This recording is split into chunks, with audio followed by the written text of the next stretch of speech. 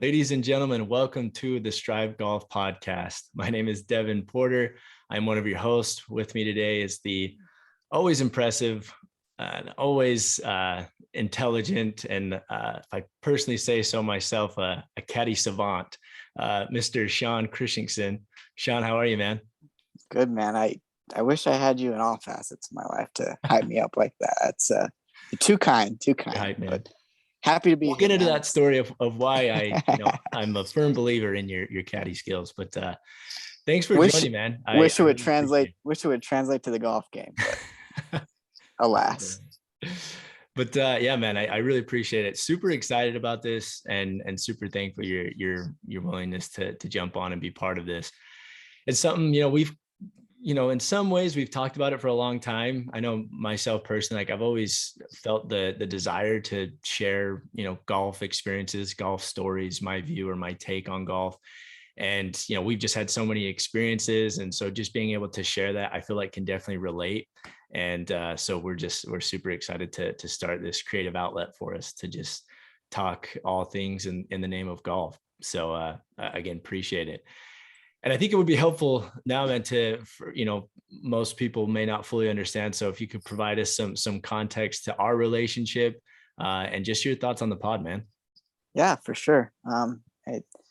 Obviously, we're both super into golf, and the unique thing about golf is just how it can draw people together. And I think that's going to be a big theme of what we'll get into as we have more episodes. But I mean, golf was the reason that brought us together, honestly. So we had the chance to serve as church missionaries together. And I'll never forget that first day where I got dropped off in the area where you were, and you were kind of showing me around the place where we were staying, and we're dropping bags in the bedroom. And I look over and I see all like this Dallas Cowboy, Los Angeles Laker gear. And put me on blast. I'll have to, admittedly, I'm a huge Steelers fan and a big Utah Jazz fan. So I see those teams and I just instantly oh no, what have I gotten myself into? This it's going to be a long couple months of having to deal with this guy. But obviously you go through where'd you grow up? What do you like to do? And come to find out, we were both big golfers, and we grew up, I don't know, a couple miles away from each other. And then pretty soon we found out that we probably spent many, many days at the same golf courses throughout just our high school summers. And so it was pretty cool to make that connection. And then just going further, turns out one of your best friends that you'd played with a ton in high school, Austin Pierce, who I'm sure we're going to have on here as well. Absolutely. Come to find out that I ended up playing with him in the state championship tournament, both him and my senior year. So just making that connection, it's wild just how small of a world it was. And that was all golf related.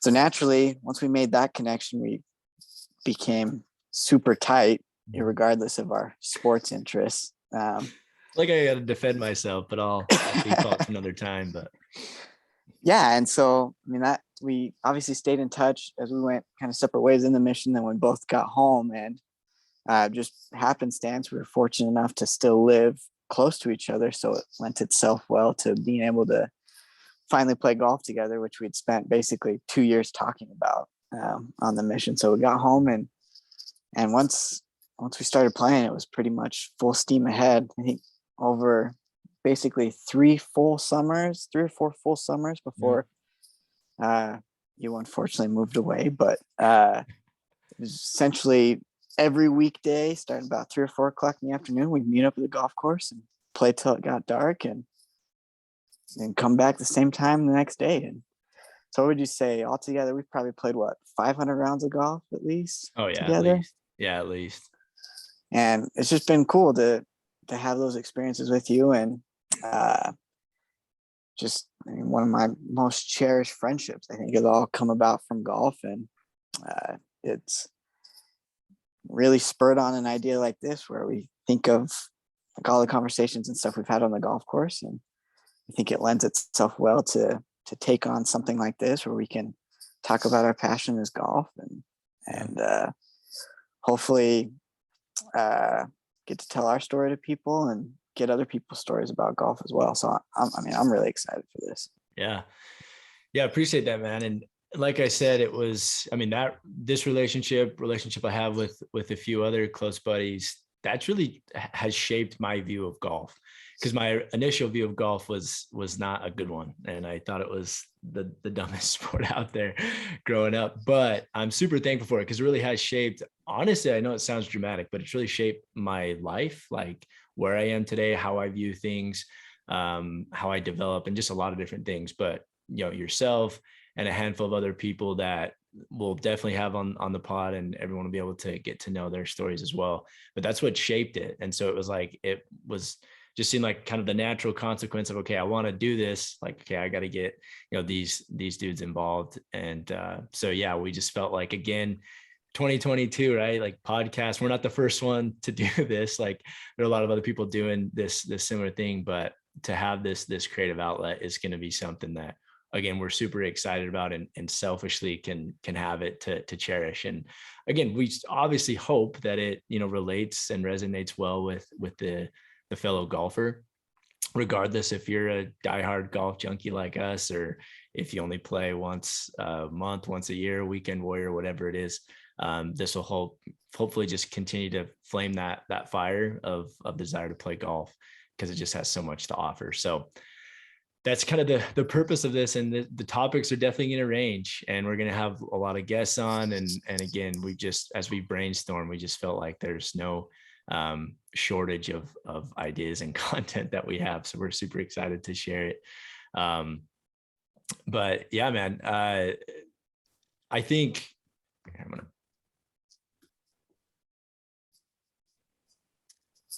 and yeah, you already mentioned, Shawn, I have moved away from our original gathering place of Salt Lake City, moved down to St. George, Utah.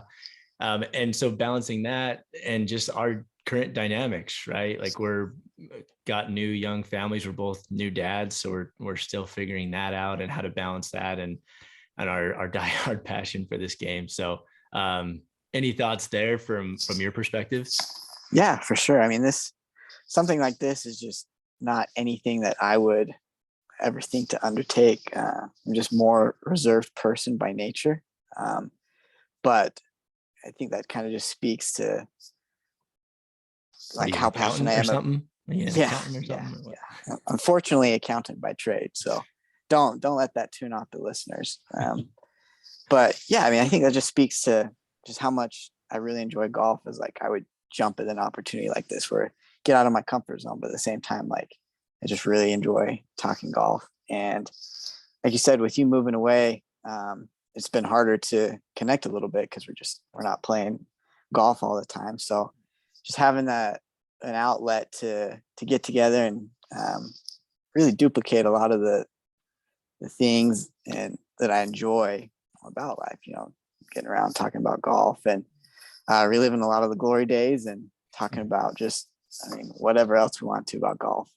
So I'm excited about that, especially too, just with his life changes, right? Like you mentioned, being new dads where there's just not as much time to play golf, trying to balance paying a mortgage, taking care of family, keeping a roof over their heads, and being able to do a podcast like this where we don't need to rely on it being light outside, right? Like with golf, we can kind of do this anytime, regardless of the weather. So it's I think a good way to kind of get that golf fix, which is nice. So like I said, it's something I've never really done before, but I'm excited to see where it goes, really. Yeah, same. And, there's a little bit a sense of vulnerability there, but again, hopefully people don't hold it against us. But yeah, I think, as far as, these different outlets, like we mentioned before, we personally consume a ton of golf content because there just is so much good stuff out there besides just actually playing the game and seeing it, face value. So, there's tons of other podcasts out there, really good golf content. And just to name a few that have been inspiration for us, like No Laying Up, the Golfer's Journal, Get a Grip with Shane Bacon and my boy Max Homa, even though he's not fully participated in that anymore now that he's a big winner on tour, but him. And then I think the biggest one for us both that we've talked about a number of times is Random Golf Club and Erik Anders Lang. And just, we both love his take on the game, his approach, super talented. And his trade, I think before was, doing film, doing different documentaries. He's a writer, so super savvy that way, and is really good at, having intriguing the audience. So big shout out to him, and something that we both really liked that we felt like would be a really cool and an appropriate topic to discuss on our first episode was his challenge and his invitation to a lot of his other podcast hosts and those that are on his videos, is to write a letter to the game. And he just titles it Dear Golf. And it's really interesting to see the different answers and the different thoughts and feelings that these people are verbalizing as they write this on the spot, off the cuff letter to the game. And I think that it changes, our relationship changes with the game. So I feel like always a fresh topic, and something that really gives us insight to someone's view and perspective that we wouldn't get otherwise. Because again, at first, when I heard it, I'm like, that's kind of a weird, arbitrary concept. But as you kind of give it thought, and as I heard others, I thought it was super intriguing. So we felt like we would kind of take a stab at it ourselves. So, Shawn, you want to take a swing? Yeah, lucky me, I get to go first, right? This is where the accountant in me comes out. So hopefully I can organize some thoughts here. Yeah, let's go for it. Dear Golf, not really sure how to put into writing what you mean to me, which is crazy because you have been such a huge part, admittedly way too big a part at sometimes of my life for going on 25 years now. And all those years, I can think of very few days where I haven't either played a round of golf, chipped and putted in my family room, rehearsed my golf swing in front of my bathroom mirror in the morning, or obsessively thought about shots that I've played or wish I would have played. And going even further, so I've been married now for almost a little over 6 years, and it's only been recently that my golf clubs don't spend the night in my bedroom with me. That's how crazy into golf I am. So what should I say? I think what I've settled on is thank you, golf. Thank you for the people you've introduced me to. Thank you for the relationships you help me strengthen every time I play golf. Thank you for teaching me the importance of honesty, showing me the importance of working hard to improve myself every day. Thank you for helping me realize that lulls or low points are not permanent, and there's always another shot to hit. You can always recover. Thank you for providing me with a hobby that I know I can continue on for the rest of my life.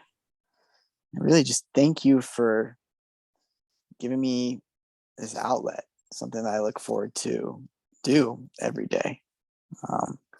Thanks for these 25 years, and here's to 25 more. Sincerely, Shawn. I love it, man. It's powerful stuff. And like, honestly, as I just listened to you vocalize that, tons of things that I can relate. And, as you were speaking, I'm visualizing different, experiences that I've had that are very similar, and new perspectives and things that you said that I'm like, yeah, just another reason why this is such a great game. So I love that, man. Thanks. It was really, really good stuff. And again, just such good insight, and golf is just so relative. And I think there's power in that. Yeah, it's I don't know, I consider myself super fortunate because, like, a little background of how I got into the game. So my dad picked it up pretty much like right when I was born. He was starting to get into golf, which worked out really well for me because he got bit hard by the bug. So basically, as I'm learning to walk and talk and all that, he's was able to put a club in my hand and take me to the driving range at a super young age, let me ride around in the cart with him. And I think he kind of enjoyed getting to share that with me because I'm the oldest. So I was his first kid. And I think he really enjoyed that aspect of like learning how to play, getting into golf, and then having me to share it with. And so that, like, I felt like I was super fortunate because being able to pick it up at such a young age, I mean, just I was hooked really. And it's been amazing for like my relationship with my dad too, because I can, like, all growing up, I feel like I always want to golf with him, or even if you're sitting around after dinner at night, like I'd drag him out to the backyard and make him look at my swing. And it's just, I'm so grateful that he picked up the game, especially when he did, because I know just timing wise, like it just lent itself for me picking it up. And I mean, it definitely turned into an obsession and a passion, but it's just something that brings me a lot of joy and has brought me a lot of joy. So it's kind of cool, like how it works out that way. And at the same time, like that's not how everyone picks up golf. Like I know you picked it up like way later in life. Yeah. I was just gonna say it's interesting how there's similar relationships like with my dad has been fostered through the game. But yeah, it was different. My dad didn't grow up playing golf. I didn't grow up playing golf. My dad grew up as kind of when I was growing up, he was a blue collar worker. He was an HVAC guy, and since he's moved up, and now I always give him crap that he's a corporate guy now. But I think in his experience, it was just the executives that played golf, and they were members at a really nice country club in Salt Lake. And I think he just saw that as kind of a barrier, like he wasn't an executive, and it was kind of an elitist game. And for some random reason, in one winter, we were down actually vacationing down here in St. George, and I remember it was winter time, but it was nice. And we were just trying to be outside and find an activity for me, and he just had this weird idea, super random, to go hit golf balls. And I was like, that's a terrible idea, but whatever. We got nothing else to do. So we went over to a little 9-hole muni here in St. George, and I honestly remember this, and I'll never forget this. And it kind of, lends itself in a lot of different places throughout our, at least getting started with golf. And because it honestly wasn't a great experience. I remember walking in, I still can, visualize this older guy, and he just kind of made us feel like idiots, and that we kind of ruined his day by coming in and just asking questions about wanting to hit balls. Cause again, we didn't know, man, like we didn't know if we, needed to bring our own balls, have our own set, like all that stuff. And luckily there was another guy in there that was like, yeah, I actually have a spare set. So we just borrowed his driver and like a 7-iron, and we just paid for 2 little small buckets and went down and hit. I mean, I still do remember I was in like flip flops and like just a total idiot, but I do remember hitting my first ball and just hitting this gross Healy block, but it got in the air and I was pumped. So anyway, and that was kind of a theme that we saw just trying to get started. It's obviously pretty expensive and pretty time consuming. But I'm just super thankful for my dad and sticking with it and wanting to, spend time with me, and, just got me started, I think, in the right way. But it wasn't always, pretty. And I remember multiple times my dad getting off the phone with someone at the golf course, or going in there, and we just didn't feel welcome. We just kind of felt out of place. And so that kind of stuck with me. And, through my time through golf, and, we both, worked at golf courses, and, always tried to make that a part of making sure that people, especially those that are there for the first time, have a good time, have an enjoyable time, feel welcome. And, cause that's not always been the case. Right. Yeah. I mean, it's definitely something golf's got to deal with. And I think it's another thing we're going to get into down the road, is just ways we want to see golf improve. But yeah, there's just this weird thing where there's a decent number of people involved with golf that just think that other golfers should all look and act the same, which is a so stupid, right? terrible way to go about it. Cause like, I mean, it's like very much like a culture thing. Like golf is very different from like normal Right. sports. Like you don't need to be tall, you don't need to be strong, you don't have to be super athletic, you don't have to be young, you don't have to be old. Like anybody can play golf. um, and so it's really, I think it really hurts the game when you have like people that you dealt with, right, that put up such big barriers that it's like it's not your fault that you're not ingrained in the culture.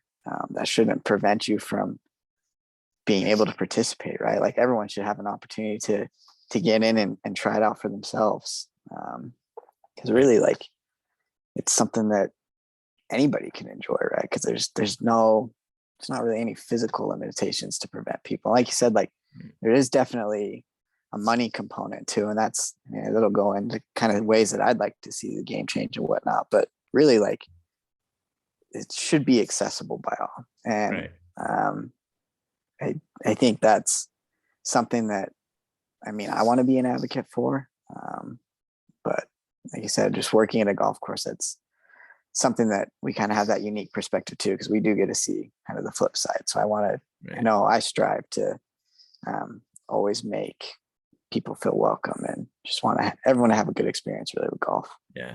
And when it's not always easy, right? Now that we're more experienced and, we want the rounds to play fast. We want the courses to be open. We don't want to be saturated. So it is this like delicate balance, but every time I like see a kid around my age, or I see like youth on the golf course, like I'm glad that it kind of does, that I had that experience, because it has an immediate effect on me. Like if there is a slower group, and that's the dynamics of it, I do tend to just be like, what, this is good. This is great that they're out here. So like with that, and something else that I found super interesting on this this article that I read, and yes, it was an article. It wasn't a 20-second TikTok video. What was the source on that? Yeah, TikTok? I know, right? I always find like, I'll watch a TikTok and find something interesting, and anytime I have to share it, I gotta like, just justify it and hide it. How do you reference a TikTok if you're like in a report or something? I just came across this really interesting article,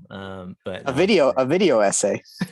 This was an actual it was either a transcript from a podcast, or it was an article, but it was just mentioning how golf course satisfaction rates score wise are in the same category as airlines, which is like abysmal, right? Like airlines are notoriously known for poor customer satisfaction rates, at least historically. So I just find that like, that's just not right. Like golf has too much to offer. It's too good of a game to be in that category.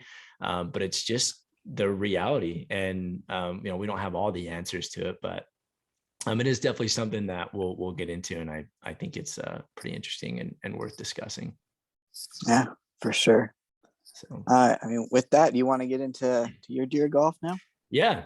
And you got to give yourself more credit, Mr. Accountant, because you got away with words more than you think, at least better than me. And I'm the sales guy. But anyway, yeah. Deer golf, thank you. I love you. I'm super thankful for you and everything you've taught me. I'm grateful for the relationships that I've been able to build, for the relationships I've been able to develop and foster through you. I don't know any other ways that I could have done that without you. So I'm incredibly grateful. I feel indebted. And, thank you for the feelings of the full circle of emotions, of feeling utter defeat, utter embarrassment at times, utter rage, but also complete triumph and victory and endearment. And I'm super thankful for that as well. Thank you for allowing me to be my most genuine self. There's times in my life, whether in a personal or professional setting, where I feel like I still have to put up walls or put up barriers or try to be someone that I may not fully be down to my core. But when I play you, I honestly feel like I'm my full self, and I can be me. I can have my opinions, and that's okay. And I love that I can develop that and take self-inventory and have these opportunities to do so through you. So thank you. Sincerely, your boy, Devi. good stuff, man. I really, really glad you suggested this for kind of a first topic in our first episode here. I am a little worried it set a dangerous precedent though, just with in my marriage, because I'm a little worried my wife is going to be expecting letters like this now to her, because I mean, admittedly, I've never really written anything like this to her. So I'm expecting to hear from her as soon as she listens to this episode. And that's another thing, right? Like these wives can empathize, right, with being married to golf junkies. And anyway, so it's we'll do our best. We're working on him, Sydney. I promise.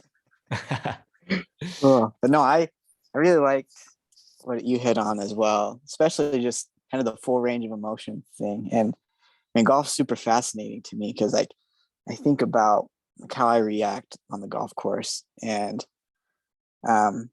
like as a whole, I love golf. I love being on the golf course. But it's funny how like in the moment, like when I hit bad shots or whatever, like how upset I get. But like as I think about it, I think, okay, if I'm on a golf course for 4 hours or whatever, say that's how long it takes to play a normal round of golf, like the actual shots take a fraction of that time, right? Yep. So really, like you gotta remember, like you can be unhappy like in the split second of the shot, but like as a whole, I think of just like how much I enjoy golf. So it's like trying to keep that perspective, trying to, I think, just help with the overall positivity. Like I know, like we were talking about this the other day, how you mentioned like you were thinking about that a little bit more, just trying to maintain like that better perspective and like recognizing like, yes, this is something I enjoy and it's something right. Like there's just no point of getting upset about it. Right. Which is, it's not always easy to do, right? Like in practice, but I agree. And I think that this type of stuff helps gain that perspective that golf is way more than just what you write down on the scorecard. Like, yes, that's a big motivation. I'm not gonna lie, like every time I play, I want to score well.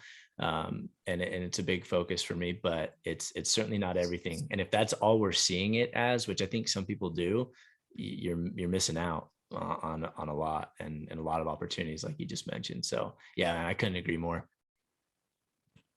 And I mean, I think it's so relevant for like, if anyone's listening where golf may not be the number one hobby, like I think it's important for like whatever your main hobby that you choose to participate in. Like obviously there's a reason you like it. So I think it's valuable to take inventory of why you like it, like why it brings you happiness. Right. And I feel like the more time you spend kind of focusing your efforts and energy on sort of like the optimistic side of things, like I think it's just so good for like your overall mental well-being, right? Because there's a lot of hard aspects of life.